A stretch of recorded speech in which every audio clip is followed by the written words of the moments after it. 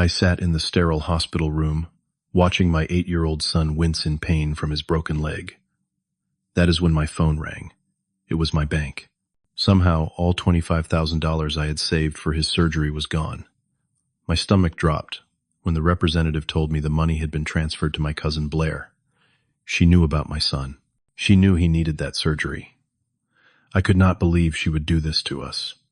Before I tell you this heartbreaking story, let me know where you are watching from, and hit subscribe if you have ever been betrayed by someone in your family. Growing up in a tight-knit family in suburban Boston, I never imagined I would be raising my son alone at 35. My wife Sarah passed away from breast cancer 3 years ago, leaving just me and Tommy to figure out life together. As a structural engineer, I earn enough to keep us comfortable, but the medical bills from Sarah's final months left us with little savings. Still, I managed to slowly rebuild our financial safety net, knowing that unexpected expenses could arise at any time. Tommy is everything to me. Smart, energetic, and sports-obsessed, he reminds me so much of Sarah, with his infectious laugh and endless curiosity.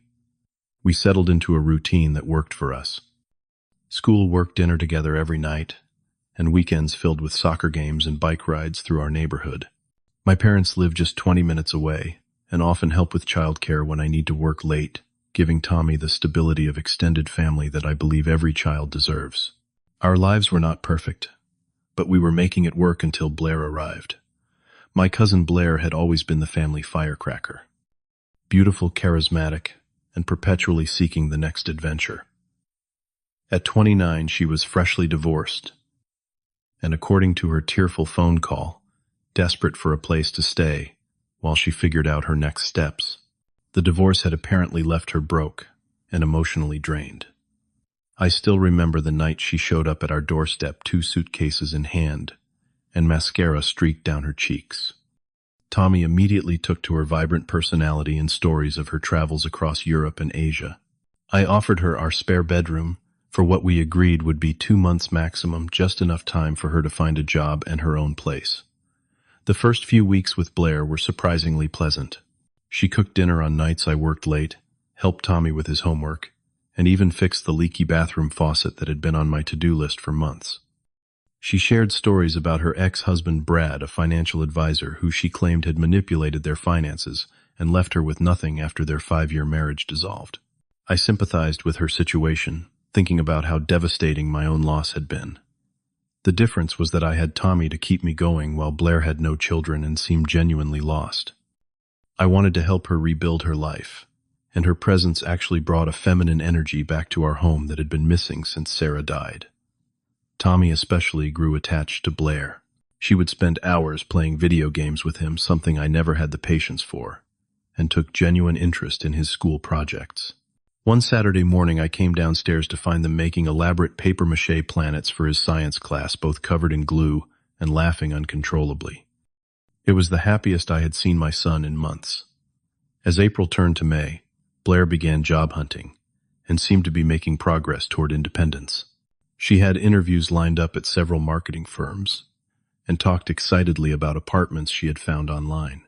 I was proud of her resilience and felt good about having provided a safe landing place during her difficult transition. Our family dinners often ended with Blair expressing gratitude for our help, promising she would repay our kindness someday. Little did I know just how twisted her idea of repayment would become, or that our lives were about to change dramatically in ways none of us could have anticipated. Looking back, there were warning signs I missed, blinded by family loyalty and a desire to see the best in someone who was suffering. That blind trust would soon cost me more than I could ever have imagined. The day everything changed started like any other Saturday in late May. Tommy had been begging me to let him ride his new mountain bike to the skate park to meet his friends. After much persuasion and promises to wear his helmet, I finally agreed, watching from the driveway as he pedaled down our street with a wave and a grin. Blair was out job hunting, and I settled in to catch up on some work emails. 3 hours later, my phone rang with a call from an unfamiliar number. The moment I heard the trembling voice of Tommy friend Jake, my world tilted on its axis. There had been an accident. Tommy had swerved to avoid a dog and crashed his bike into a concrete barrier. He was being transported to Boston Children's Memorial Hospital by ambulance. I grabbed my keys and was out the door before the call even ended, my heart pounding so hard I could barely breathe. At the hospital, doctors rushed Tommy into emergency evaluation. The preliminary diagnosis was devastating: multiple complex fractures in his right leg and hip. The lead orthopedic surgeon, Dr. Reynolds, pulled me aside with a grave expression that made my stomach drop. Dr. Reynolds explained that the fractures were severely displaced, meaning the broken bones were no longer aligned. Without specialized surgery involving titanium pins and plates, Tommy could face permanent mobility issues, or even disability. The procedure needed to happen within 2 weeks for optimal healing, before the bones began to set improperly. When I asked about the cost, the number made my head spin: $58,000. Our insurance would cover approximately half, leaving me responsible for around $25,000. It was an enormous sum, but I had exactly that amount saved in my emergency fund, originally intended for a down payment on a house, but now immediately repurposed for something infinitely more important. I called Blair from the hospital cafeteria that evening, my voice cracking as I explained the situation. She sounded genuinely concerned, immediately offering to handle everything at home while I stayed with Tommy. She promised to bring fresh clothes for both of us the next morning and take care of our mail and plants. Her support felt like the one bright spot in this nightmare. For the next 3 days, I barely left Tommy's side. He was in significant pain despite medication, his small face pale and drawn as he tried to be brave. Blair visited daily, bringing homemade food and small gifts to cheer him up. She took photos of Tommy in his hospital bed, telling him they would make a special album of his recovery journey to show how strong he was. On the 4th day, as I was discussing surgery scheduling with Dr. Reynolds, Blair offered to go back to the house to feed our elderly cat and pick up some additional items we needed. I gratefully handed her my house keys, not thinking twice about trusting her with access to our home. That night, as Tommy finally slept, I decided to check my emails and pay some bills to keep our household running smoothly despite the crisis. When I attempted to log into my bank account, the system repeatedly rejected my password. Thinking I had simply mistyped it, I requested a password reset, only to discover that the recovery email had been changed to an address I did not recognize. Alarm bells rang in my head. I immediately called the bank emergency line. After verifying my identity through alternative means, the customer service representative confirmed my worst fear. A transfer of $25,000 had been authorized from my savings account that very afternoon. The destination account belonged to Blair Johnson, my cousin. I felt physically ill, unable to process this betrayal. Surely there had been some mistake. I tried calling Blair repeatedly, but my calls went straight to voicemail. I sent text messages that showed as delivered, but remained unanswered. As the reality of the situation slowly dawned on me, I felt a cold rage building inside my chest. Around midnight, Blair finally returned my call. Her voice was different, defensive, and slightly slurred, as if she had been drinking. "I want an explanation, Blair. $25,000 disappeared from my account today, and the bank says it went to you," I said, trying to keep my voice low so as not to wake Tommy. Her response left me breathless. "Yes, I took it, but I am going to pay you back. I just need to handle something first. It is just a temporary loan." Alone, I hissed into the phone. "You stole money that is meant for Tommy's surgery. He could be permanently disabled without this procedure." "Do not be so dramatic," she replied dismissively. "Kids heal quickly. Besides, I have been offered an amazing investment opportunity that will double this money in 6 months. You will thank me later." The conversation devolved from there, with Blair making promises that rang hollow, and me struggling to understand how the person who had seemed so caring could suddenly reveal such callous disregard for my son. As I hung up, a text came through from her. "I will make this right. Trust me one more time." But the trust was already irrevocably broken, shattered like the bones in my son's leg, and I had no idea how I was going to find $25,000 in less than 2 weeks. The next morning, I received a text from Blair, claiming she was meeting with her investment contact and would be unreachable for a few hours. After checking that Tommy was comfortable with a nurse, I left the hospital determined to find her. A quick check of social media revealed that she had checked in at Café Laurent an upscale French bistro downtown. I parked hastily and practically ran inside, scanning the crowded tables until I spotted her distinctive red hair. She sat in a corner booth with two women I did not recognize, laughing and scrolling through something on her phone. My blood boiled when I heard her excitedly mentioning flight times to Paris. I approached the table, hands trembling with rage and anxiety. Blair looked up, her smile faltering when she saw me. The women with her sensed the tension immediately. "We need to talk." Now, I said, my voice low but firm. She excused herself reluctantly and followed me to a quieter area near the restrooms. I confronted her immediately, demanding to know how she could steal money meant for her own cousin's surgery. "You are overreacting," Blair responded with infuriating casualness. "He will be fine. Kids heal fast. I need this opportunity more than Tommy needs some fancy procedure. The regular doctors can set his leg just fine." Her words hit me like physical blows. How could she be so heartless? The woman who had played video games with my son and wiped away his tears was now dismissing his medical needs as if they were optional luxuries. The confrontation escalated quickly. She accused me of being selfish, claiming I never truly understood what she went through with her divorce. According to Blair, I should have been willing to help her start over after she had been so good to Tommy and me. "You are living in our house, rent-free," I shouted, drawing stares from nearby diners. "We welcomed you into our family, and this is how you repay us." Blair narrowed her eyes. "Well, I cannot exactly repay you if I do not have any money. Now can I? This trip to Paris is a networking opportunity. I have connections there who can help me launch my new business. Then I can pay you back tenfold." I could not believe what I was hearing. She had scheduled a European vacation with stolen money while my son lay in a hospital bed in pain. When I pointed this out, she simply shrugged and said, "The surgery is not emergency. It can wait until I get back." As our argument grew more heated, her friends approached, concerned about the commotion. To my shock, Blair introduced me casually and explained she was using family money for a business opportunity, painting me as the unreasonable one for objecting. When one friend asked about the surgery she mentioned, Blair waved dismissively. "Just a minor leg fracture. My cousin is being dramatic. Kids bounce back from these things all the time without expensive procedures." I was stunned into silence. The Blair I thought I knew had completely vanished, replaced by someone unrecognizable and cruel. As I turned to leave, I heard her friend ask about their dinner reservations in Paris, and Blair enthusiastically describing the luxury hotel she had booked. Back at the hospital, my phone rang with devastating news. Dr. Reynolds needed to speak with me immediately. Tommy's latest scans showed the fractures beginning to set improperly. If the surgery was not performed within 2 weeks, the chances of complete recovery dropped dramatically. When I explained the financial situation, the doctor's expression shifted from concern to alarm. "Is there any way you can secure the funds? Family loans?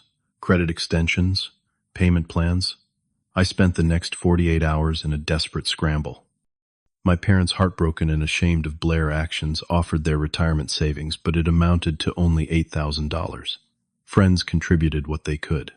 I applied for emergency medical loans, but was only approved for a fraction of what we needed due to the medical debt still lingering from my wife's final illness.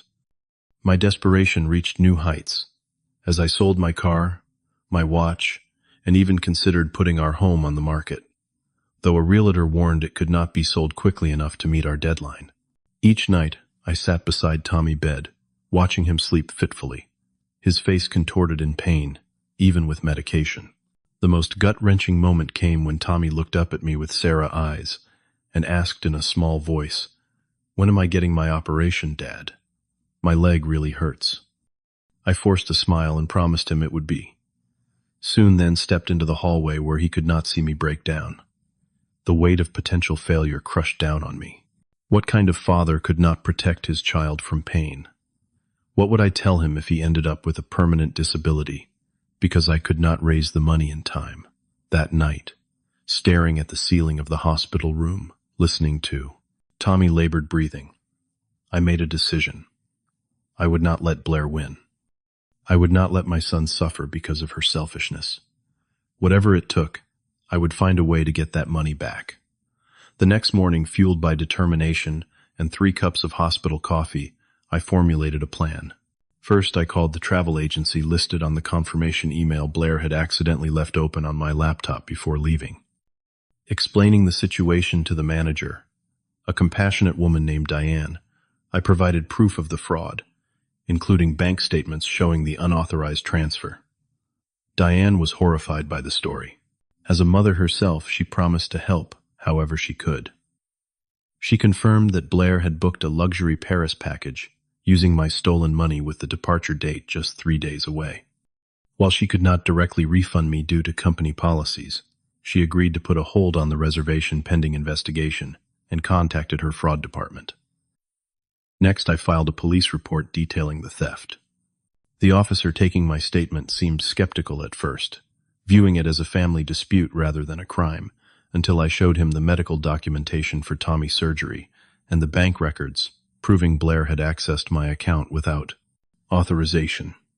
The fact that she had changed my email password was clear evidence of premeditation. The officer assigned the case to a financial crimes detective who promised to take immediate action. With the official paperwork in hand, I reached out to every member of our extended family sharing what Blair had done. Most were shocked and disbelieving at first, but the evidence was irrefutable. My uncle, Robert Blair, father, was devastated. He had always been proud of his daughter's vibrant spirit, and had no idea she could be capable of such callousness. "I did not raise her to be this way," he said, voice breaking over the phone. "I am so sorry, Mark. We will make this right." Within hours, family members began calling Blair, confronting her about her actions and the potential consequences for Tommy. The collective pressure was intense, but Blair initially doubled down, insisting she would pay everyone back after her business venture succeeded. It was only when my aunt mentioned the police report that Blair's tone changed from defiance to panic. The day before her scheduled departure, I received a call from the detective handling the case. They had issued a travel alert for Blair, flagging her passport in the system. If she attempted to leave the country, she would be detained. The legal consequences of her actions were becoming very real. That evening, as I sat beside Tommy's bed helping him with a puzzle, the hospital room door opened. Blair stood there. Mascara streaked down her face, just like the night she had first arrived at our home. This time, however, there was no sympathy in my heart. "You cannot do this, Mark," she said, her voice trembling. "They stopped me at airport security. They are saying I could go to jail." "You stole from a child who needs medical care," I replied coldly. "What did you expect would happen?" For the first time, Blair's facade cracked completely. She collapsed into a chair, sobbing uncontrollably.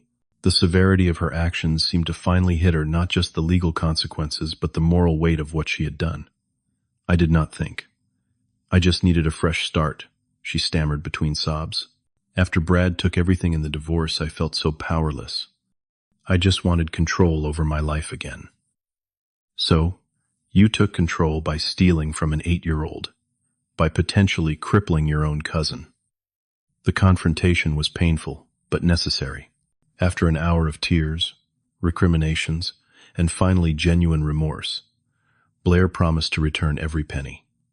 She had already sold her designer handbags and jewelry, and borrowed money from friends. She begged me to drop the charges, promising to have the full amount within 3 days. I agreed to speak with the detective if and when the money was returned, but made no promises. Blair left the hospital a broken woman, but for the first time since the theft, I felt a glimmer of hope. 2 days later, my bank account received a transfer of $25,000 from Blair. I immediately contacted Dr. Reynolds to schedule Tommy's surgery.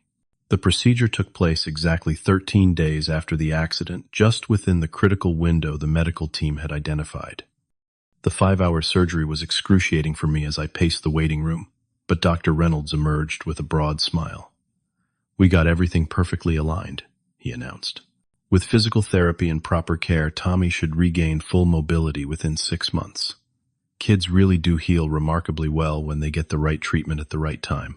The relief that flooded through me was indescribable. As I sat by Tommy's bedside watching his peaceful post-anesthesia sleep, I finally allowed myself to breathe. We had made it through the crisis, though not without scars that would take far longer to heal than any broken bone. 1 week after the successful surgery, Tommy was already moving around with surprising energy, his leg encased in a colorful cast covered with signatures from hospital staff and visiting friends. His resilience amazed me, though the physical therapist warned us that we still had months of work ahead. I was organizing Tommy's medication schedule when there was a soft knock at the door. Blair stood in the doorway, hesitant and holding a large gift bag. Tommy's eyes lit up at the sight of her, unaware of the drama that had transpired while he was focused on his own recovery. "Aunt Blair," he exclaimed, "look at all the signatures on my cast." I watched cautiously as she approached, noticing how much she had changed in just a week. Gone was the designer clothing, and perfectly styled hair replaced by jeans and a simple ponytail. She looked smaller, somehow diminished. "I brought you something," she told Tommy, handing him the bag. Inside was a top-of-the-line gaming console, the one he had been asking for since Christmas. As Tommy excitedly examined his gift, Blair turned to me, her eyes pleading for a private moment. We stepped into the hallway, leaving the door cracked to keep an eye on Tommy. "I know a gaming system does not fix anything," she began, voice barely above a whisper. "But I wanted him to have something special for his recovery, and I need to tell you how sorry I am." "There are no words for what I did, Mark." For the first time, her apology seemed genuinely remorseful rather than self-serving. She explained that after being stopped at the airport, she had experienced what she called a moment of clarity. "I had convinced myself that my pain justified hurting others," she admitted. "The divorce left me feeling so worthless that I became desperate to prove my life had value, even if that meant stepping on everyone who truly cared about me." While I was not ready to forgive her, I acknowledged her apology. To my surprise, she did not ask to move back in or for any favors. Instead, she offered to help with Tommy's recovery, volunteering to drive him to physical therapy appointments when I needed to return to work.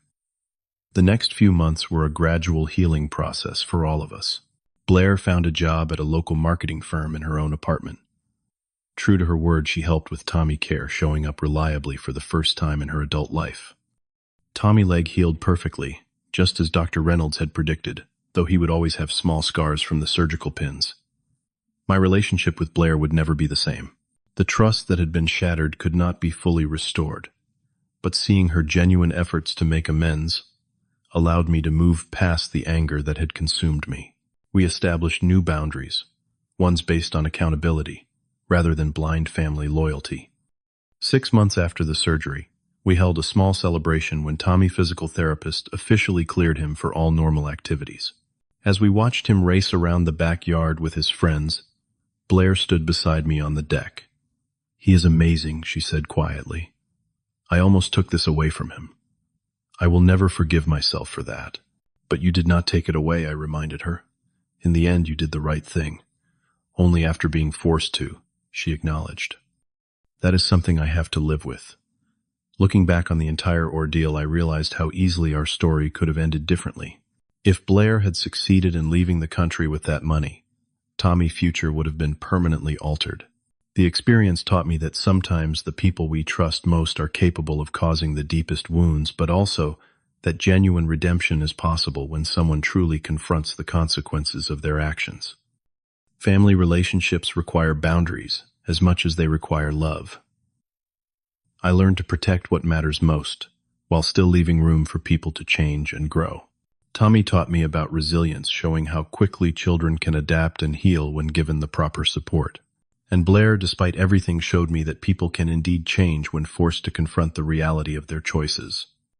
Have you ever experienced betrayal from someone you trusted completely?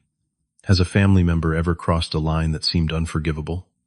Share your stories in the comments below, and subscribe if you want to hear more real-life experiences about family forgiveness and finding strength in impossible situations.